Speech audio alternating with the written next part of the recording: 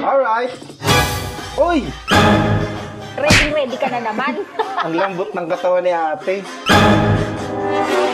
Ang ingay niyang kapag kinakain. Ano? Ano ang ingay pag kinakain? Ano pinagsasabi mo? Maingay yan kapag kinakain. Eh, no, may kikirya. May kikirya, di ba?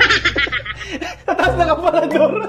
Di ba? Yung kikirya, maingay kapag kinakain. Di ba? Tama na. Alright! Hey! Ready Arigo. ka. Furnace! Pink na pink. Ang alin ang pink na pink na naman.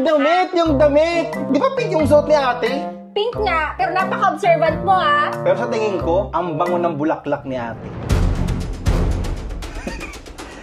Oh, ayan nga na naman! Pasalamat ka, naka-pink ka din. Bakit? Ha? Anong mabango? Yung bulaklak, no, may bulaklak sa taas ng parador. Oh. Magaling ka talaga. Lahat talaga nakita mo ha. Siyempre. Very Latina.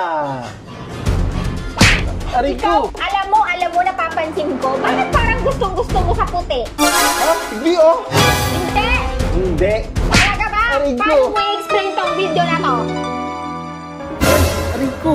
Oh, anong nangyari sa'yo? Ayos ka lang? Hindi na. Napuwing ako eh. Napuwing in love sa'yo.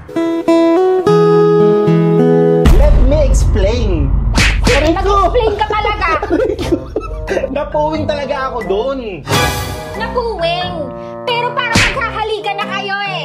Ano ka ba? Inihipan niya lang ako nun sa bibig para lumabas yung alikabok sa mata. Alikabok? Dumi. Oh, Ganon. oh. Yan. Ang dumi-dumi mo. Dumi-dumi mo.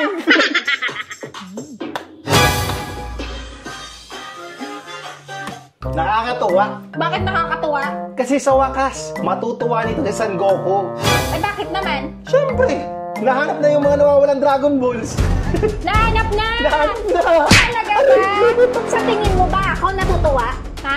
Natutuwa ba ako? Ha? Matuwa ka na lang, Rico.